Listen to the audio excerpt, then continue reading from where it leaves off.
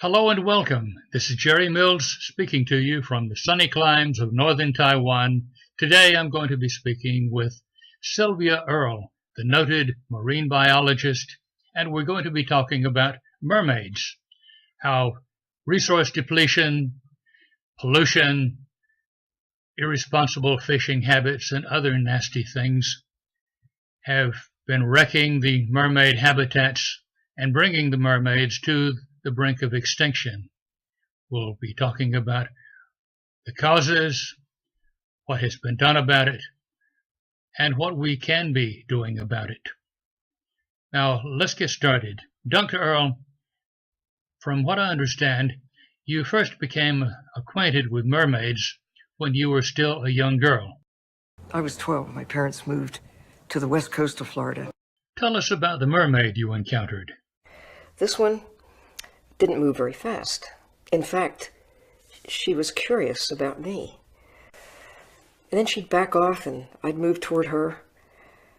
And then she'd stop and I'd move around. And for a while it was like a dance, like this. I'd stay still, she'd come toward me.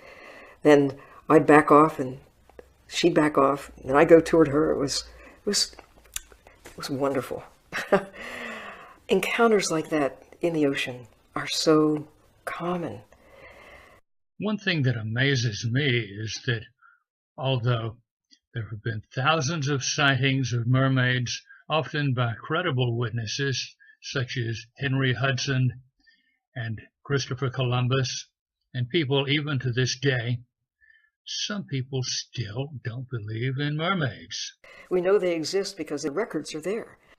If you read the manuscripts, the stories of our early arrivals from Europe, the abundance of these wondrous creatures, just beautiful, wonderful and beautiful. Because I've seen them in action, know how important they are. Probably because of the movies, a lot of people believe that mermaids live only in warm water areas and only in undersea grottos. Well, we're learning very quickly, in half a century, that the things that we thought were true back half a century ago are simply not so. Where can mermaids be found? All over the world. In the sea, they come over to you, at least in places where they haven't been harassed. And yet now we're told that mermaid habitats are being destroyed by pollution and other factors, and the mermaids themselves are dying off. Just how serious is the problem? Their numbers have been depleted over just a few decades, so that we've lost 90%. It's when you see a 90% decline in 50 years, here's where the species were, here's where they are. Where are they going to be? Not in the next 50 years, but in the next 10 years. Now, right on the edge of going over the edge to extinction because of our capacity to destroy the very systems, the habitats that give rise to them. We have some video clips illustrating the seriousness of the mermaid die-off, but I caution our viewers that these are some disturbing images and they may be too intense for younger children. A few years ago, I heard that around the world, not just in the Gulf of Mexico, off the Mississippi, there were on the order of 50 such areas that were popping up around the mouths of rivers caused by whatever it is that happens upstream that flows and takes these unnatural things, the pesticides, the herbicides, the stuff that we put on our lawns, the stuff that we allow to flow onto our streets, that go into the drains, that ultimately go out into the sea. All of this is the legacy of what we're doing to the ocean. Whether PCBs or mercury or heavy metals of various sorts, the pesticides, the herbicides, the fire retardants that ultimately get washed into the sea, either deliberately dumped there or put there through rivers, lakes, and streams that flow into the sea. We are now suffering the consequences, largely, of our ignorance, of not knowing that it matters. Whoa. You mentioned pollution, habitat destruction. What else is causing the mermaid die-off? Because we're catching them in nets intended to catch something else. They're being strangled, they're being killed, they're being lost. They've been around for such a long period of time. We should show some respect. In just a matter of a few decades, their health has taken a downhill spiral. In our time, my time, their future is at risk. That got my attention, seeing in just a matter of a few years, these creatures that once were so abundant are now in trouble. That should be like a red light flashing, should be a SOS, cause for alarm. The ocean's in trouble. What are we going to do about it? We need to really focus on what's driving these nasty conditions. You often mention hope spots, reserves where mermaids and their habitats are protected. What has been done and what else needs to be done to restore mermaid populations and their habitats? To restore the habitat that gives rise to the creatures. We're getting better, and there are some policies about what we put into the ocean in the high seas.